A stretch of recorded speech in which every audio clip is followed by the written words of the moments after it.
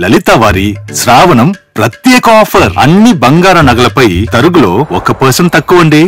Diamond జ్యువెలరీకి carrot కు 5,000 తక్కువండి. ఇతర షోరూంల ఆఫర్లతో పోల్చి చూడండి. నగలు అలాగే కొనాలండి.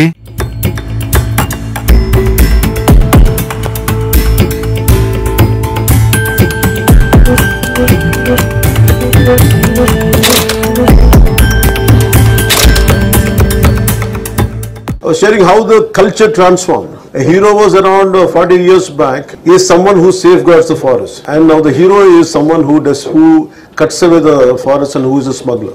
This we can understand. So Gandhada Gudi is all about safeguarding, and nowadays the current cinema. Of course, I'm a part of the cinema also. Most of the time, I struggle to do such films. I said, am I sending the right message? But of course, cinema is different. But the cultural shift, what happened? That was quite interesting for us. Sir, Bengaluru పర్యటనలో పవన్ కళ్యాణ్ ఒక comments చేశారు. ఇంతకుముందు 40 ఏళ్ల క్రితం heroes చెట్లను కాపాడండి అని ఇచ్చేవాళ్ళు మెసేజ్. ఇప్పుడు చెట్లను నరికి స్మగ్లింగ్ చేయండి అని చెప్తున్నారు. అలా ఉంది మన సినిమా అని. అంటే ఇండైరెక్ట్ గా పుష్ప సినిమా మీద ఆయన సెటైర్స్ వేశారు. అల్లు అర్జున్ కి ఇది కౌంటర్ అని ఒక చర్చ నడుస్తుంది. పవన్ కళ్యాణ్ గారు ఎప్పుడు కూడా అట్లా వ్యక్తిగతంగా ఎవరి గురించి మాట్లాడము. సమాజంలో ఉన్న ప్రధానమైన సమస్య ఈ రోజున మనం మొక్కలు నాటితే, అఫారెస్టేషన్ పెంచితే ప్రతి ఒక్కరికి ఒక భవిష్యత్తు ఉంటుంది. మన ఎన్వైరన్మెంట్ని మనం పొల్యూట్ చేసుకుంటే నష్టపోతాం అనే ఆలోచన నిరంతరం ఆయనలో ఎప్పుడు తిరుగుతూనే ఉంటుంది.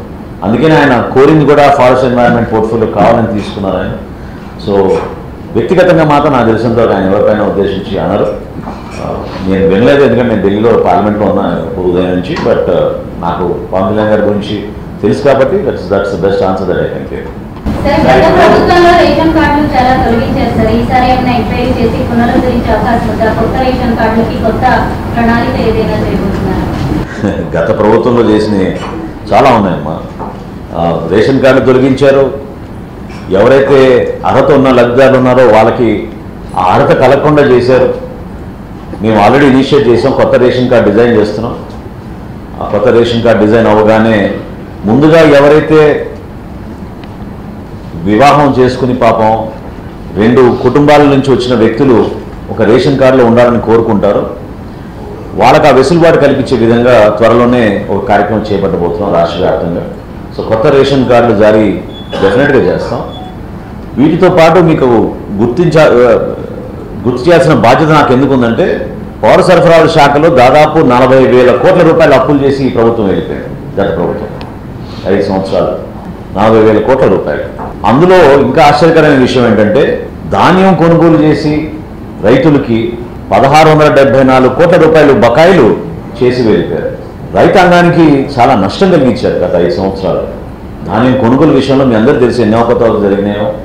30-40 కిలోమీటర్ల దూరం పోయి వాళ్ళు మిల్లర్లకి ఇచ్చే పరిస్థితి ఉండేది. మండలాలు దాటి తీసుకువెళ్ళే పరిస్థితి ఉండేది. ట్రాన్స్పోర్టేషన్లో చాలా నష్టపోయేవాళ్ళు. కనీసం గన్నీ బ్యాగులు కూడా వాళ్ళు ప్రొవైడ్ చేయలేని పరిస్థితి మనందరం చూసాం. సో ఆ మార్పులను తీసుకొస్తున్నాం. 1,674 కోట్ల రూపాయల్లో ఇంత ఆర్థికమైన కష్టమైన పరిస్థితుల్లో కూడా 1,000 కోట్లు ఆల్రెడీ మేము వాళ్ళ ఖాతాల్లో జమ చేసాం మా ప్రభుత్వం వచ్చిన తర్వాత. ఇంకొక 674 కోట్ల రూపాయలు సోమవారం రాష్ట్ర వ్యాప్తంగా ఆ రైతాంగానికి అందే విధంగా రూపాయి కూడా బకాయి లేకుండా పౌర సరఫరాల శాఖ నుంచి ఆ కార్యక్రమం చేయబట్టబోతున్నాం. దానికి నిజంగా మన ముఖ్యమంత్రి గారు చంద్రబాబు నాయుడు గారు, అదేవిధంగా ఉప ముఖ్యమంత్రి గారు పవన్ కళ్యాణ్ గారు చూపించిన చొరవతోటి రైతాంగానికి ఎక్కడ కూడా ఇబ్బంది కలగకుండా ఒక బాధ్యతతోటి మేము అనేక సంస్థలతో మాట్లాడి ప్రభుత్వం పైన ఎక్కువ భారం పడకుండా రైతాంగాన్ని మాత్రం నిలబెట్టాలి, ఈ ఖరీఫ్ మాసానికి వాళ్ళు ఎక్కడ కూడా ఇబ్బంది కలగకూడదనే ఉద్దేశంతో వాళ్ళని ప్రిపేర్ చేసే విధంగా మేము నిధులు వచ్చే సోమవారం కల్లా పూర్తి స్థాయిలో రాష్ట్ర వ్యాప్తంగా విడుదల చేస్తాం.